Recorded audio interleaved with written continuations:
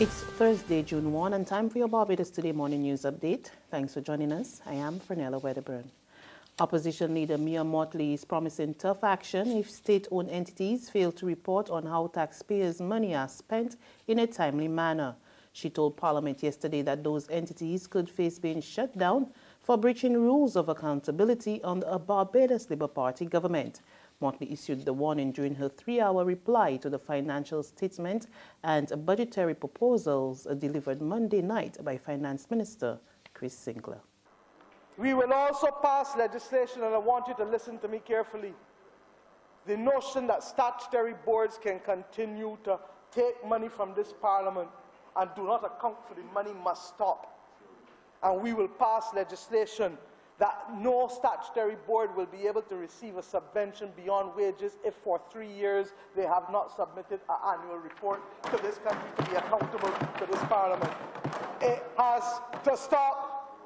And if after 1 year of that, then this Parliament will call this statutory board before the Joint Select Committee to show cause why it should not be disbanded. You cannot take the taxpayers' money and fail to account for it. It is not a private fiefdom, and it is definitely not a private thiefdom. The Auditor General is raising alarm over several irregularities at the Barbados Revenue Authority. The concerns are outlined in the just-released 2016 report. Barbados Today's Marie-Claire Williams has the details.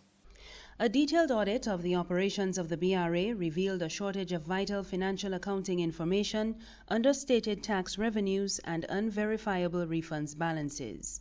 The report from the Auditor General Lee Trotman said although no shares have been issued by the Central Revenue Collection Agency, a figure for share capital was reported in the BRA's Statement of Changes of Equity for the 2015-2016 financial year.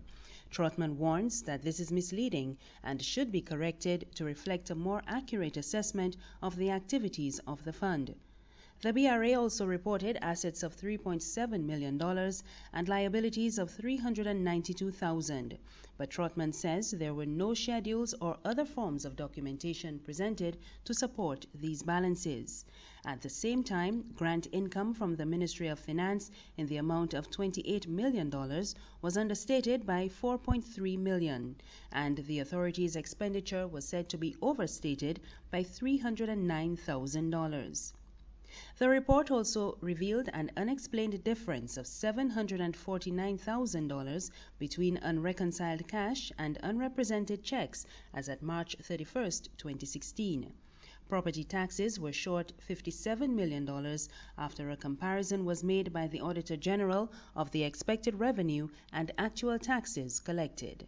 Marie-Claire Williams reporting for Barbados Today. The issue of duty-free concessions for private operators of public service vehicles re-emerges after government announced plans to increase taxes on petrol. The PSV operators say they were hoping that Finance Minister Chris Sinclair had listened to their cry for relief when he presented the budget. Instead, they, along with every vehicle operator in the country, were hit with a 24-cent increase in excise tax on diesel and a 25-cent rise in the tax on gasoline. Barbados Today's Kobe Brooms has been speaking to the operators. 24 hours after the Finance Minister announced an increase in gasoline and diesel prices starting July 1st, PSV operators are making a counter-proposal of their own. They are asking government for duty-free concessions. When Barbados Today visited the River Van stand, operator Marvin Joseph said that he had no problem with this year's budget proposals, but he believes that operators need a helping hand to cut the high operating cost. I ain't really got no problem though, because the government got to do what they got to do. You know, I ain't really got no problem with that idea still, because they can still afford it. It don't be that major, so I ain't got no problem with it. You would like to see duty-free on the vans? Correct. Long time is that I might want duty-free, and they might get no duty-free at all, and that is really bad, because we take care of everybody in the island. So I feel that not only the taxi men should get duty-free, but these others as well. Joseph also says that he does not believe that an increase in bus fare will be the answer. Bus fare went up at $2 and things get worse. So I feel that they should leave it at the normal rate and just try to implement other strategies now that you know, and the poor class people could get work and stuff, but I feel it should have been the same way as it is. Another operator, Jamal Yearwood, described this budget as a harsh one. It's very rough, because when they're done, there's more diesel you got to put in. The bosses can still want the money, and the passengers ain't getting more. Even less passengers. So it can be hard for you. It can be hard for you. Kobe Brooms reporting for Barbados Today. Policyholders of CLICO International Life Insurance Limited and British American Insurance Company will have to wait a bit longer to receive their long-awaited payout. A sales and purchase agreement which would see life and annuity policies being transferred to Sagicor Life was scheduled to take effect yesterday. However, chairperson of the Barbados Investors and Policyholders Alliance, Joan Fowler, said the process was delayed because Sagicor had several concerns, including the recent downgrade and the likelihood of a credit event in the near future.